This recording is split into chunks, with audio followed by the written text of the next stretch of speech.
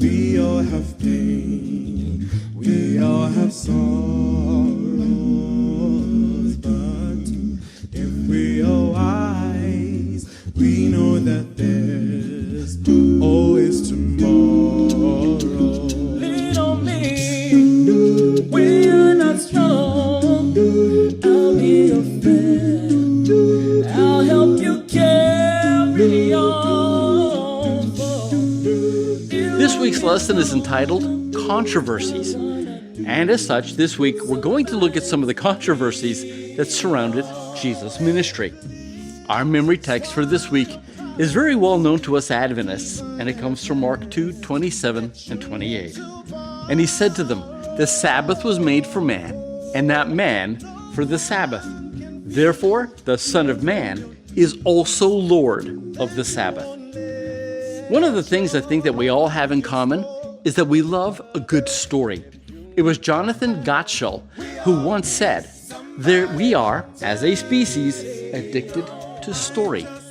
Even when the body goes to sleep, the mind stays up all night telling itself, stories. Now, why do we love a good story? Well, it's because they make us, feel good. A good story can boost our feelings of trust, compassion, and empathy. They can excite our imaginations, and they can help us to better understand the world in which we live. As a matter of fact, we know that our ability to learn and retain information goes up when you link that information to a story. Both Mark and Jesus are master storytellers. And this week, Mark is going to do something, that the other writers do not do. He tells a story within a story within a story. At first, you might not see the connection, but if you hang in there, you will discover that the stories are connected. Now, we come to Sunday's lesson, and the controversy begins. We know the story. The man was paralyzed, and they needed to get him to Jesus. There are so many people surrounding Jesus that the only way that could get to him was through the roof. I can imagine how surprised and impressed Jesus was, at the sight. Jesus looks at the man, and he said this, "My child, your sins are forgiven." Now, the Pharisees, they're watching all of this, and they're thinking, Jesus just committed blasphemy because only God can forgive sin. This was a crime punishable by death. Now, Jesus is about to commit the first miracle. Don't miss this. He reads the Pharisees' minds, and they missed it. He read their minds, their exact thoughts, and it didn't occur to them that only God could do that. They were so busy being offended that they missed the first miracle. So Jesus follows through with the second. He tells the man to get up and walk. Here's the point that Mark is trying to make. We can be so caught up in defending our religious traditions and man-made ideas of religious behavior that we can miss when God is on the move, working miracles all around us. I don't know about you, but I hate it when I get dirt on my good clothes. I can't tell you how often I've put on good clothes to go to church or to a wedding or some other special occasion, and my clothes were ruined because I stepped in something or I dropped something and it got all over my good clothes. But now I want you to imagine that what made you dirty or unclean was being in the presence of another person. Let's be clear here. This type of person is so hated, so unwanted, that if they entered your home, you became unclean because you breathed the same air they breathed. Now I want you to imagine that person is you. You're the one people don't want to be around because they're afraid to breathe the same air you breathe.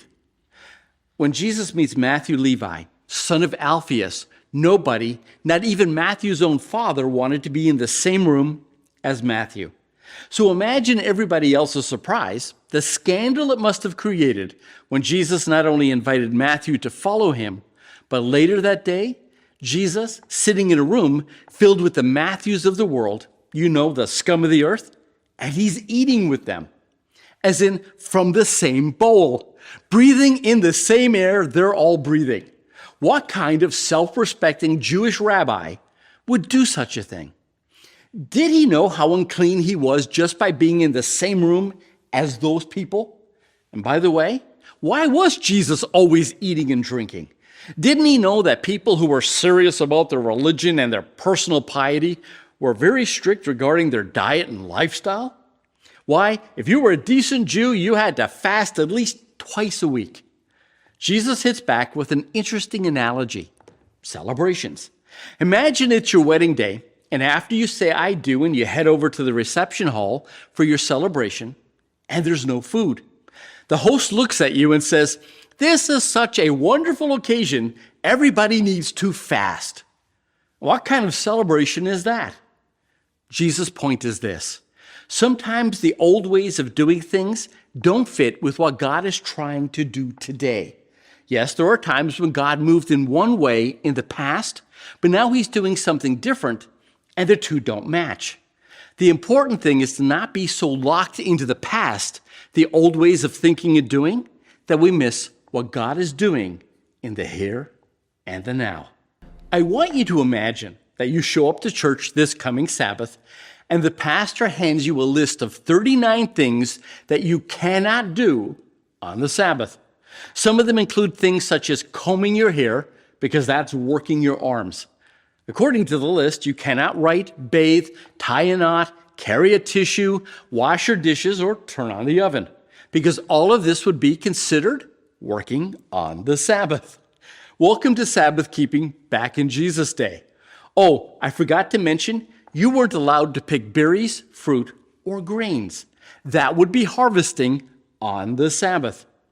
So again, imagine the scandal it must have created when Jesus' disciples not only picked grain on the Sabbath, but they had the audacity to rub it in their hands to clear away the chaff, the stuff you couldn't eat.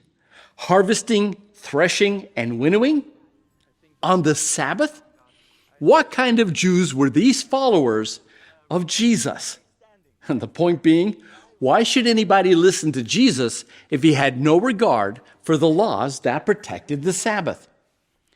And this is what makes the story so funny. They are trying to protect the very law that Jesus created. Now, who should know better than Jesus on what it means to truly keep the Sabbath? Here's what Jesus said about Sabbath keeping. The Sabbath was made for man, and not man for the Sabbath. In other words, Jesus just said that the Sabbath was made to bless and benefit people, not the other way around. Then he reminds them of that time when David and his men were on the run from Saul. They come to the tabernacle, and there, lying around, out in the open, is the bread. And not just any bread. This is shewbread. It's holy.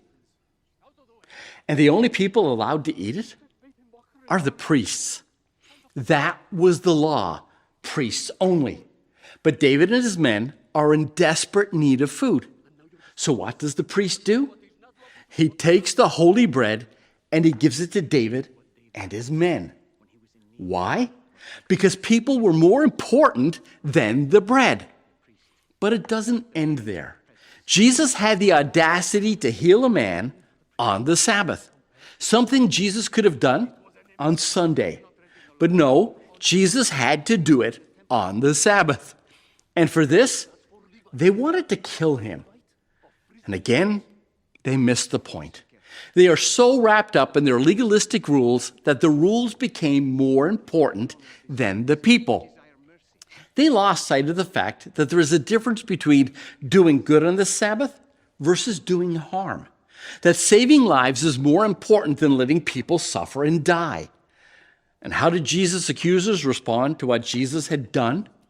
Well, they actually broke the Sabbath by plotting to kill Jesus because now they too are working on the Sabbath. Here's the point of today's lesson. If your religion allows you to sit back while others suffer, you need a new religion. Now we come to the first story within the story. In this part of the story, Jesus' family is trying to tell him that he needs to come home because he's out of his mind. But the Pharisees, well, they had a different theory. Jesus wasn't out of his mind. He was possessed by a demon, or that he was in league with Beelzebub himself doing the devil's work. Think about how far you have to be disconnected from reality to believe that curing things like leprosy and blindness, the lame, the mute, and the deaf is the devil's work. Not to mention bringing people back from the dead and casting out demons. Since when, in the history of the world, did the devil ever do anything to make somebody's life better? How blind do you have to be to think that Satan would do anything like that? Jesus' point is clear. Do you really think Satan is so stupid that he would actually go to war against himself? Somebody once asked me why it was that Christianity was one of the most persecuted religious groups in the world. I shot back, Satan doesn't persecute his own. Satan doesn't war against Satan. Now add to that the fact that Satan doesn't let anybody go. Once he has you, he doesn't let you go without a fight. So imagine somebody walking into the kingdom of hell and they're strong enough to bind Satan himself and then start setting people free. Now, who's more powerful? The one being tied up or the one who tied them up? You get Jesus' point? The only reason he could set people free is because Satan is no match for Jesus. But what Jesus says next should be a word of warning to everybody. That is blasphemy against the Holy Spirit. Make no mistake, the Holy Spirit is God. And as such, it was the Holy Spirit working through Jesus that gave Jesus the ability to do the miracles Jesus did. And Jesus' point was this: the moment you start saying that the work of the Holy Spirit is actually the work of Satan, that is the moment that you have committed the unpardonable sin. Time and again, Jesus was clear about this. Anytime you blaspheme against the Holy Spirit, you are lost and lost forever. Why? Because as the lesson points out, you won't turn to someone you think is the devil for help, nor will you turn to someone you don't think is real for help either. You see, in the end, you won't listen to the Holy Spirit if you don't believe in the Holy Spirit. Have you ever thought to yourself that you were out of your mind, or maybe you thought that somebody else was out of their mind? I think that we've all thought that, from time to time. And the reason we sometimes think that way is because, something is being said or done that just doesn't make sense to us, especially if the other person is doing something that will put them directly in harm's way. Enter Jesus' family. They know that the religious leaders are furious with Jesus. And his family also knows that if Jesus doesn't stop upsetting the religious leaders, they will have Jesus killed. So they do what any good family would try to do. They try to explain or excuse Jesus' behavior. As a matter of fact, they tried to drag Jesus out of there just to get him away from the religious leaders. And Jesus is having none of it. He's on a mission, and he will not be stopped. Not even when the people who are trying to stop him are his family. It was bad enough that he wouldn't obey the religious leaders, who not only made the rules, but they enforced the rules. And Jesus refused to accept their authority.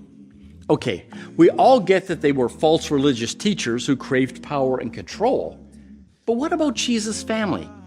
After all, it seemed as if they genuinely cared about Jesus' welfare. And I think that's true. I personally believe that they cared about Jesus' welfare.